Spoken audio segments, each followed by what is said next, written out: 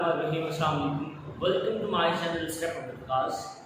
आज का जो हम टॉपिक डिस्कस करने चले हैं बेटा वो 10th क्लास का फर्स्ट चैप्टर का लास्ट टॉपिक का भी सब टॉपिक है जो कि हम पढ़ चुके हैं। रिपल टैंक के अंदर रिफ्लेक्शन के प्रोसेस को, उसी रिपल टैंक के अंदर रिफ्रैक्शन के प्रोसेस को, और उसी रिपल टैंक के अंदर आज हम पढ़ने जा रहे हैं डिफ्रैक्शन के प्रोसेस को। Got it? रिफ्लेक्शन को स्टार्ट करने से पहले बेटा हमने रिफ्लेक्शन पढ़ा और हमने रिफ्रैक्शन पढ़ा, ठीक है। और उससे पहले हमने देखा कि किस तरह से रिपल टैंक के अंदर वाटर वेव्स जनरेट होती हैं, ठीक है। हमारे पास एक पैडल था, वुडन प्लेट पैडल था जिसके ऊपर मोटर थी, हमने उसको वाइब्रेट करवाया और वाइब्रेशन की वजह से स्ट्रेट लाइन वेव्स पैदा हुई जिसको वेव फ्रंट का नाम दिया हमने। और जो वेव फ्रंट था वो in the sense of trust and trough था, जो बाद में हमने उसको ब्राइट एंड डार्क का नाम दिया। और वो स्ट्रेट कलर की लाइंस थी, मतलब you can say simply say that plain lines, straight lines, ठीक। क्योंकि वो प्रोसेस था जिसकी वजह से हमने यहाँ तक वेव जनरेट करवा दिया। सिंपल इज दैट हम पढ़ते हैं कि डायफ्रैक्शन होता क्या है, उसके बाद हम देखेंगे कि एक्चुअली में diffraction in ripple tank in a water wave किस तरह से जनरेट होता है। सो डिफ्रैक्शन क्या होता है बेटा, याद रखिएगा, किसी भी ऑब्स्टैकल या किसी भी स्लिट के कॉर्नर से, स्लिट के एजेस से अगर वेव ऑफ लाइट या रे ऑफ लाइट या वेव बेंड कर जाती है बेटा, दैट मस्ट बी नाउन बेटा क्या, डायफ्रैक्शन। दैट्स नाउन बेटा क्या, डायफ्रैक्शन। देखिए यहाँ पर मैं आपको समझाता हूँ, इसको समझ लें कि ये हमारे पास दो ईंटें हैं, चलें ये दो ईंटें हैं, ये अब इनके दरम्यान ये फासला निकला हुआ है, ठीक है। अब रे ऑफ लाइट यहाँ से भी आ रही है, यहाँ से भी आ रही है, यहाँ से भी आ रही है, यहाँ से भी आ रही है, यहाँ से भी आ रही है। इनके सामने तो रुकावट आ गई, लेकिन जो यहाँ से आएगी रे ऑफ लाइट वो इसके एजेस से, वो इसके अंदर आएगी और इसके एजेस से होते हुए टकराती हुई अगर वो बेंड कर जाती है बेटा, मतलब bending in sense of that diffraction के प्रोसेस में आपको सेमी सर्कल मिलेगा बेटा। क्या मिलेगा? सेमी सर्कल मिलेगा। मेरी बात समझ आ रही है? तो ये प्रोसेस बेटा क्या कहलाता है? डायफ्रैक्शन कहलाता है। क्या कहलाता है जी? डायफ्रैक्शन। सो मैंने यहाँ पर लिखा है द बेंडिंग और the spreading of waves around the sharp edges और the corner of the obstacles और स्लिट बेटा। ऑब्स्टैकल्स रुकावट को कहते हैं बेटा, स्लिट भी हम रुकावट को कहते हैं। कि अगर वेव आ रही है, वेव प्रोड्यूस हो रही है और ऐसे आते आते अगर किसी भी स्लिट के, दो स्लिट मौजूद हैं, उनके कॉर्नर से, उनके एजेस से, उनके किनारे से अगर टकरा के वो बेंड होती है बेटा, तो ये प्रोसेस क्या कहलाता है हमारे बेटा? डायफ्रैक्शन कहलाता है। मेरी बात समझ आई है बेटा? ठीक है। अब देखिए हम इसको मजीद डिस्कस करते हैं इन रिपल टैंक के अंदर बेटा। ये देखिए जरा, सो सपोज करें लास्ट लेक्चर की तरह हमने किया था कि सपोज ये हमारे पास एक टब है, इसके नीचे हमने ये शीशा मिरर लगाया हुआ है, ठीक है। और इसके अंदर आपको याद होगा ये हमारे पास वुडन प्लेट था, इसके ऊपर हमारे पास क्या थी बेटा? मोटर थी, ठीक है।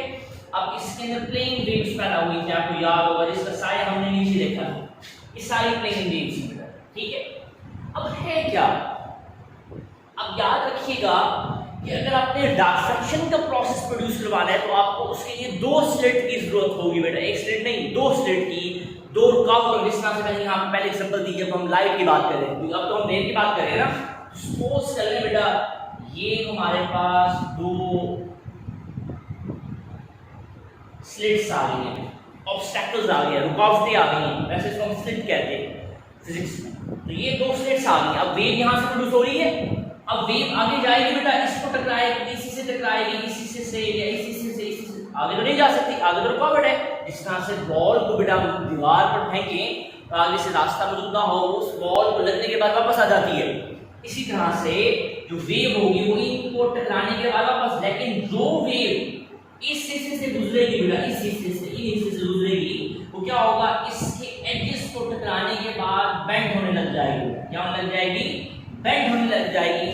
That process must be known to क्या? डायफ्रैक्शन। मेरी बात समझ आ गई? इसको हम बेंडिंग भी कह सकते हैं, इसको हम सेमी सर्कल भी कह सकते हैं बेटा। एक और इंपॉर्टेंट एमसीक्यूज बेटा आपने याद रखना है कि जो स्लिट का दरमियानी फासला कितना होना चाहिए। सवाल होता है सर ये तो आपने बिल्कुल कम फासला रखा हुआ, इससे ज्यादा भी हो सकता है, इससे कम भी हो सकता है। तो दो स्लिट के अगर आपने डायफ्रैक्शन का प्रोसेस प्रोड्यूस करवाना है बेटा, तो इन दोनों के दरमियानी फासला must be is equal to the wavelength, the distance of wavelength बेटा। मेरी बात समझ आइए। देखें हम यहाँ बना तो हम यहाँ पर बनाते हैं ना वेव, ये किस्म की वेव है, ठीक है। अब इन दोनों का जो फासला है बेटा वो लैम्डा कहलाता है, सॉरी ये वेवलेंथ है यहाँ से लेकर, अब जितनी ये डिस्टेंस है उतना ये डिस्टेंस होना चाहिए बेटा। ये इंपॉर्टेंट एमसीक्यूज है, समझ आ गई बेटा। अब इसी बात को मैं आगे लेके चलता हूँ। सपोज दैट यहाँ पर हमने प्लेन स्पेस पैदा करवाई है बेटा, तो हमने दो ऑब्स्टेकल्स रखे हैं, दो स्लिट्स रखी हैं। अब जो रे ऑफ लाइट यहां से आएगी बेटा, ये क्योंकि इनका फासला कम है, मैंने यहां पर लिखा है diffraction of water waves through a small slit बेटा। अगर फासला कम है तो मतलब ये होगा कि जो बेंडिंग पैदा होगी, जो कर्व्स पैदा होगी, जो सेमी सर्कल पैदा होगा, उनके दरमियान जो फासला होगा वो भी कितना होगा बेटा, कम होगा। ये देखिए आप देख सकते हैं इनके दरमियान फासला बहुत कम है। लेकिन अगर डिस्टेंस इंक्रीज कर दिया जाए तो हमारे पास बेंडिंग तो पैदा होगी, लेकिन उनके दरमियानी फासला बेटा क्या हो जाएगा बेटा, हमारे पास ज्यादा हो जाएगा। परेशान होने की जरूरत नहीं है, आप बुक में ऐसे भी डायग्राम बनी हुई है, मतलब ये ऐसे ही बनी हुई है, स्ट्रेट भी बनी हुई है, क्योंकि जब डिस्टेंस बढ़ता जाता है तो कर्व होते स्ट्रेट लाइन हो जाती है। मेरी बात समझ आ रही है, ठीक है। तो ये डायफ्रैक्शन का प्रोसेस है इन रिपल टैंक। मेरी बात समझ आई है। होपफुली बेटा आपको ये टॉपिक क्लियर होगा।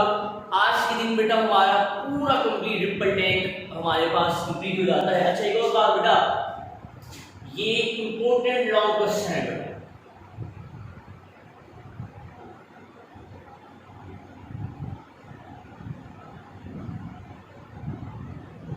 पावर टू बोर्ड के अंदर आ चुका है। ये आपसे बेटा पूछ सकता है कि आपने रिपल टैंक को डिस्कस करना है रिफ्लेक्शन के अंदर या डिफ्लेक्शन के अंदर, या टोटल पूरा भी पूछ सकता है, ठीक है। ये लॉन्ग क्वेश्चन है। इस टॉपिक के हवाले से बेटा कोई भी क्वेश्चन है कमेंट सेक्शन में लाजमी पूछना है आपने। हमारे चैनल को सब्सक्राइब करें, शेयर करें ताकि आने वाली वीडियोस आप तक जल्द से पहुंचे। नेक्स्ट आने वाली वीडियो तक बेटा अपना ख्याल रखिएगा।